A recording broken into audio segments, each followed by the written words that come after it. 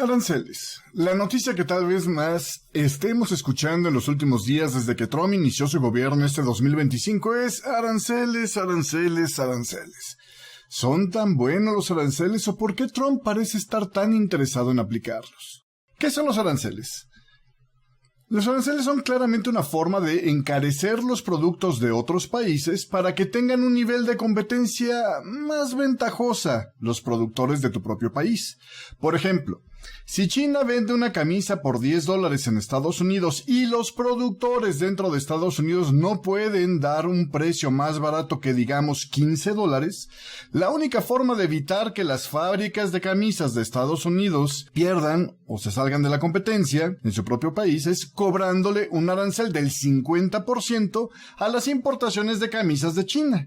De esta manera, aún el que quiera comprar las camisas de China tendrá que pagarle al fabricante sus $10 más otros $5 al tío Sam, por lo que una camisa china no sería negocio venderla dentro de Estados Unidos en menos de $15, lo que coincide con el precio mínimo al que el fabricante de Estados Unidos puede producir las propias. De esta manera, el cliente que compre dentro de Estados Unidos tendría la opción de 2 camisas del mismo precio, $15 cuando menos, y dependiendo de la calidad, del modelo y claro, incluso podría ser la nacionalidad, tome su decisión. Sin embargo, los aranceles tienen una parte negativa, no solo para el país a quien se lo imponen, porque le reducen las ventas, sino para el país que los impone, y esa es una de las partes de la historia que el gobierno de Donald Trump no ha anunciado con tanto bombo y platillo.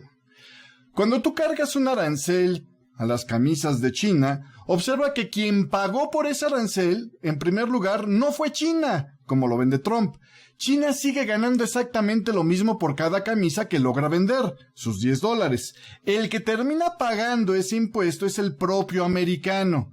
Así que vender la idea de que China va a pagar por lo que quiere recaudar con esos aranceles, más vigilancia para las fronteras, el fin de los drogadictos norteamericanos, etcétera, etcétera, realmente es una idea que es falsa. En segundo lugar, intervienes en la creación de negocios. En lugar de buscar en qué cosas tu país puede ser más competitivo económicamente y enfocar tus recursos ahí, el uso de los aranceles, o lo que también se llama proteccionismo, en realidad lo que hace es sostener artificialmente a tus industrias ineficientes.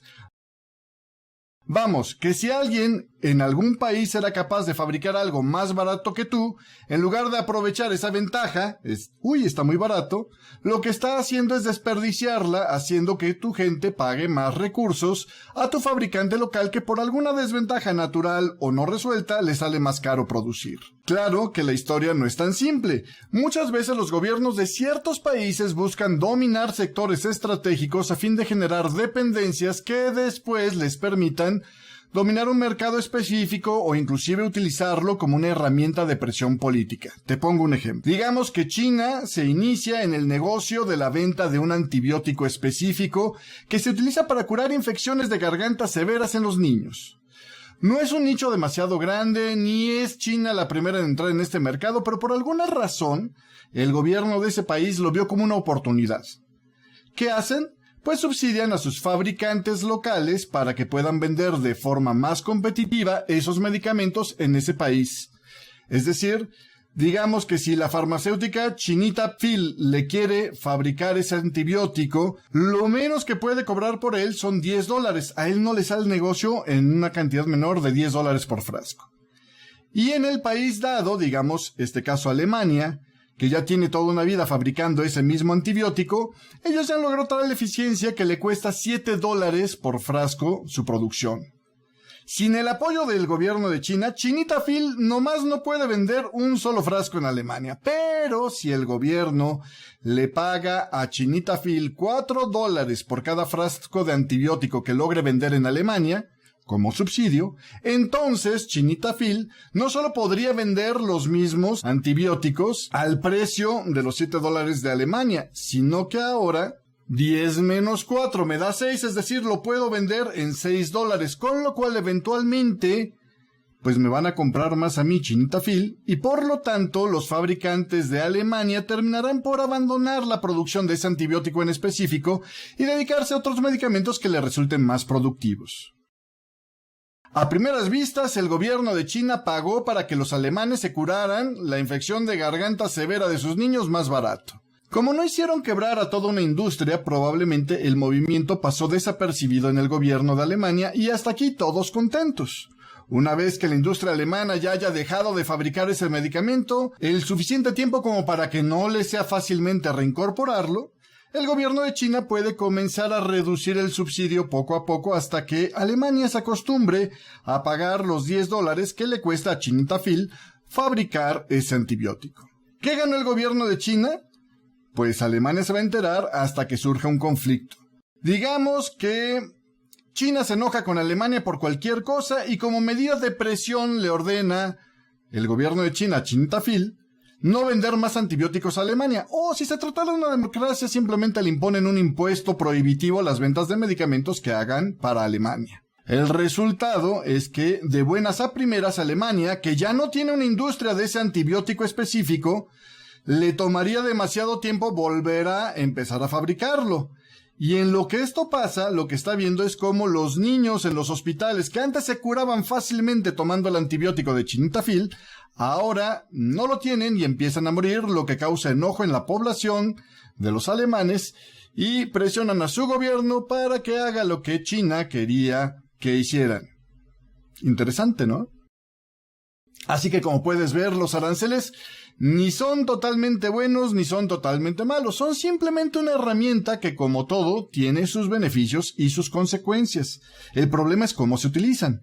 Por ejemplo, la idea de aplicar un arancel generalizado a todo lo que se importa a fin de hacer que Estados Unidos sea autosuficiente del todo, pues es una reverenda estupidez porque lo único que vas a hacer es que todo te cueste más a tus ciudadanos, incluyendo a tus fabricantes, y la ventaja económica ya no estará muy clara, porque aun cuando el mundo entero venda menos, porque bajará la demanda dentro del mercado americano, por ser más caro sus productos ahí, eventualmente tampoco sería un buen lugar para ir a poner esas industrias. Te pongo un ejemplo. Imagínate que hay un fabricante de bicicletas que tenía su planta en China y ahora, viendo los aranceles de Donald Trump, decide regresarle a Estados Unidos para ahorrarse lo que le cuesta de aranceles. Digamos que su bicicleta la producía por $100 y con el arancel de Trump ahora la vendería en $150.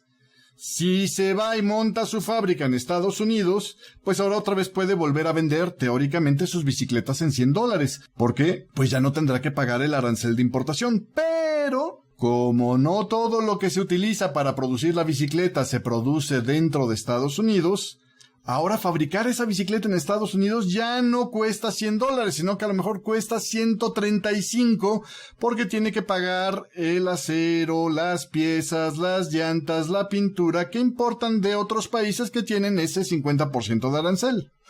Entonces, si bien vender a Estados Unidos ya es más fácil porque sus bicicletas ya no están en $150, sino en 135 porque se evitaron los aranceles de importación, ahora solo Estados Unidos le puede vender bicicletas porque en el resto del mundo, mientras las bicicletas de todos compiten a $100, las de él compiten a 135.